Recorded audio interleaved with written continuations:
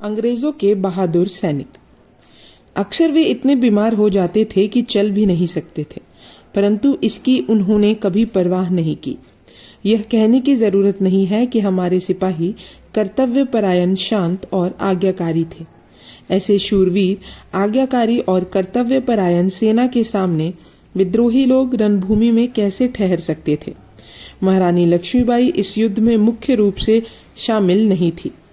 बांदा के नवाब और राव साहब पेशवा ने सारा प्रबंध अपने ही अधीन रखा था, परंतु उन लोगों ने ना तो खुद कोई अच्छा प्रबंध किया और ना ही लक्ष्मीबाई को किसी प्रबंध का अधिकार दिया। इसी कारण उनकी सेना का बंदोबस्त ढीला पड़ गया और अंग्रेजों ने मार्को की जगह पर अपना अधिकार जमा लिया। कोच को जीतकर सर ह्यूरोज ने कालपी पर धावा करने का निश्चय किया। रोज साहब ने इस बात पर खूब विचार कर लिया था कि कालपी पर किस ओर से धावा किया जाए। उनको सबसे आसान रास्ता हरदोई और उरई होकर दिखाई पड़ा। उन्होंने उसी रास्ते से कालपी पर चढ़ाई करने की आज्ञा दी।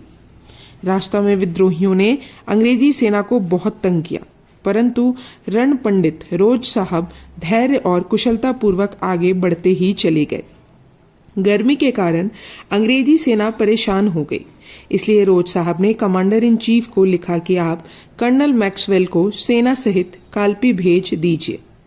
यह समाचार पाते ही कमांडर इन चीफ ने 28वीं पलटन के 2 भाग, सिख लोगों की 1 पलटन और ऊंटों का 1 रिसाला रोज साहब की सहायता के लिए भेज दिया।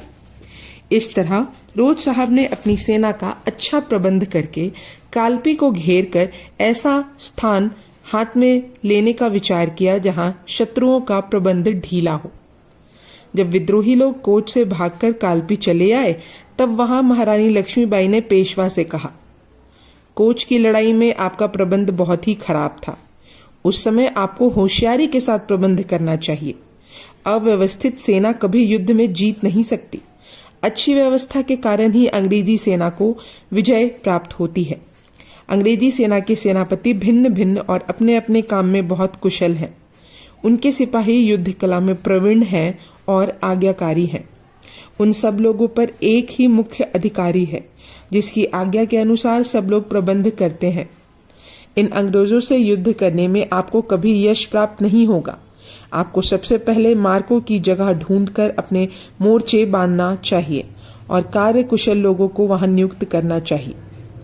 राव साहब पेशवा ने महारानी की सूचना को ध्यान में रखकर अपनी सेना का प्रबंध किया। एक ओर उन्होंने बांदा के नवाब की सेना को नियत किया और दूसरी ओर रुहेलखंड से आए हुए रुहेलों और बंगाल नेटिव इन्फेंट्री की काली पलटन को नियुक्त किया। बड़ी बड़ी तोपें मोर्चे पर चढ़ाई गई। सेना का रास्ता रोकने के लिए बुंदेले की सेना नियत की गई। इस प्रकार सेना का प्रबंध करके राव साहब पेशवा ने प्रधान सेनापति का काम अपने हाथ में ले लिया। हालांकि राव साहब यह जानते थे कि लक्ष्मीबाई युद्ध विद्या में बहुत प्रवीण है। सच पूछिए तो उस समय सारे रण पंडितों में महारानी से अधिक निपुण कोई नहीं था। फिर भी अपनी विशेष महत्वाकांक्षा के कारण अपनी सेना का मुख्य अधिकार एक स्त्री के अधीन कर देना वे अच्छा नहीं समझते थे। केवल बाहर से ही संतुष्ट रखने और आदर करने के लिए उन्होंने लाल वर्दी के 250 घुड़सवार स्वतंत्र तरीके से महारानी के अधीन कर दिए और कहा कि आप यमुना की ओर रहिए। राव साहब के बहुत कहने सुनने पर महारानी लक्ष्मीबाई ने उत्तर ओर की रक्षा करने का काम स्वीकार कर लिया और एक अच्छे युद्ध कला विशारद सेना नायक के समान अपनी सेना का प्रबंध किया। 15 तारीख को अंग्रेजी सेना कालपी से 6 मील की दूरी पर गलावली गांव के पास आ पहुंची। कालपी के छबीने ने जैसे ही देखा कि अंग्रेजी सेना अब सीधे रास्ते से रणभूमि में पहुंचेगी, वैसे ही उसने उतावली से उस पार छापा मारा और अंग्रेजी सेना की रसद बंद कर देने की कोशिश की। छबीना के पास ग्वालियर की बहुत सारी सेना थी। इस सेना ने अंग्रेजी सेना के 25वीं इन्फेंट्री पर धावा करके बहुत सारे लोगों को मार डाला और बहुत सारों को घायल किया, परंतु केवल इतनी हानि होने से अंग्रेजी सेना का सामर्थ्य कम नहीं हुआ, क्योंकि ग्वालियर की सेना के डेरे जगह जगह पर टिड्डी दल की तरह पड़े थे। परंतु ग्वालियर की सेना इतनी में ही फूल गई। उसने सोचा अब डर की कोई बात नहीं है, जीत निश्चित है। इस जरा सी खुशी से अपने ही रंग में मस्त होकर वे अंग्रेजी सेना से बोली, तुम्ही ने झांसी को लूटा है और अब कालपी की ओर आ रहे हो? ठीक है, आओ, तुम्हारी खबर लेने के लिए हम तैयार हैं। 16 तारीख को दूसरी ब्रिगेड की सेना से विद्रोहियों का सामना हुआ। कुछ लोग मारे गए और कुछ लोग घायल हो गए। सर ह्यूरोज साहब अपनी सेना दयापुर नामक गांव के पास ले आए। उन्होंने सेना रखने के लिए यह जगह बहुत अच्छी लगी। अंत में उन्होंने वहीं डेरा डालकर विद्रोहियों से युद्ध करना प्रारंभ कर दिया। इस युद्ध में बहुत सारे विद्रोही मारे गए और अंत में उनको पीछे हटना पड़ा। दूसरी ब्रिगेड वालों ने भी घोर युद्ध किया और 71वें आइसलैंडर्स पलटन ने भी विद्रोहियों को मारना शुरू कर दिया।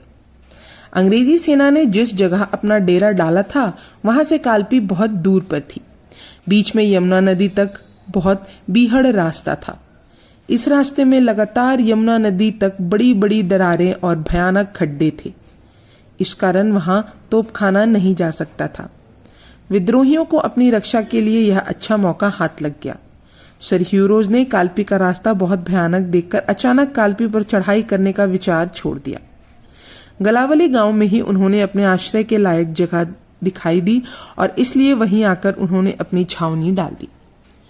कोच में विद्रोहियों की जो हार हुई थी उससे वे बहुत शर्मिंदा और क्रोधित थे।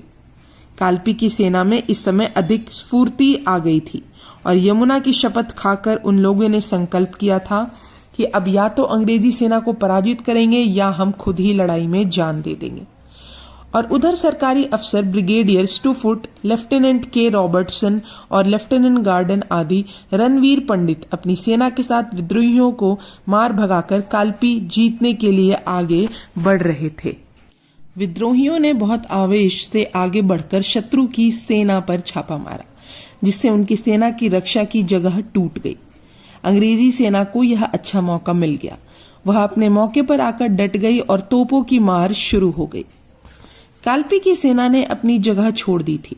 इस कारण उनकी गोलियां अंग्रेजी सेना पर कुछ असर नहीं कर सकती थी और अंग्रेजी सेना की तोपें धड़धड़ा गोले बरसाकर विद्रोहियों को नष्ट कर रही थी। कालपी की सेना ने अपनी रक्षा के लिए बहुत कोशिश की और बहुत जोर शोर से अंग्रेजी सेना पर धावा बोला, पर अपनी गलती के कारण उन्हें कुछ सफलता नहीं मिली। उल्टे इन्हीं लोगों की अधिक हानि हुई। इस बीच में कालपी की सेना का अधिक जोर देखकर हैदराबाद की पलटन भी अंग्रेजी सेना से आ मिली थी। इस प्रकार कालपी की सेना के अगले भाग की पराजय सुनकर सारी सेना बहुत भयभीत हो गई। सब लोगों में निराशा छा गई। राव साहब पेशवा, बांदा के नवाब आदि मुख्य योद्धा डरकर भागने का विचार करने लगे।